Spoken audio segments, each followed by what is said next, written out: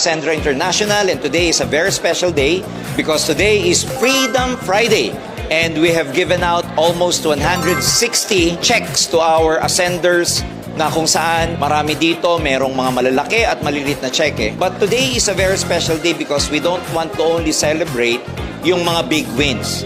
Dito sa Ascendra, we consider everybody as equals, partners and distributors alike, whether big or small paycheck, dito po importante. And today, I'd like to recognize yung mga small wins natin. Kasi yung mga big wins, nagsisimula yan sa small winners natin. And hindi dito kailangan maging big winner ka to be felt, to be recognized, and to be seen. Today, gusto nating marinig, no? Isa sa mga achievers natin, pakita natin yung check ni Angela Aguyong po. Angela Aguyong. And Angela Aguyong, magkano ang unang-unang check mo dito sa Ascendra? So yung first check ko po dito sa Ascendra is 3,100 pesos. Wow, kauna-unahang check mo yan dito sa Ascendra. At ilang taong ka na? Ako po ay 18 years old. Okay, and ilang weeks or buwan ka na sa Ascendra? 1 month po. 1 month pa lang. So finally, I'd like to ask you, Angela, ano ang pinakapangarap mo? Bakit ka nag-Ascendra International? Well, I just wanna say thank you for this opportunity kasi nga po nabigyan po ako ng oportunidad na i-interview, no? So syempre yung pangarap ko po talaga sa buhay is makatulong po sa family ko. Ay syempre nangangarap din po ako na magkaroon ng sariling bahay, sasakyan, makapag-travel and magkaroon po ng savings. And yun lang po. Wow, ayan. Kaya sa mga kasama natin sa Ascendra International, keep it going dito sa Ascendra, kapartner mo sa pag-asenso. Turbo!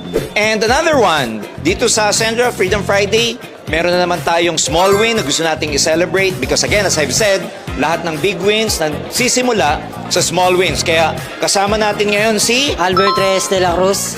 Alright, Albert Reyes de la Cruz. Magkano ang check mo? 4,935 po.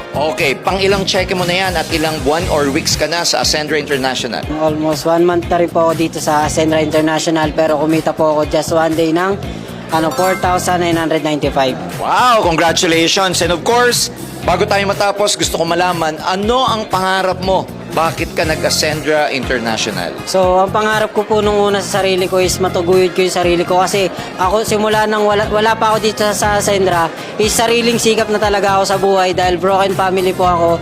Pero isa lang ako sa nagaw sa Facebook, then ngayon, unti-unti na natutulungan yung sarili at unti-unti na rin nakakatulong sa pamilya ko. Ngayon, medyo naano ko na rin po yung sarili ko na makapag-ipon at mas maibigay ko pa yung mga pangangailangan ko para sa future po.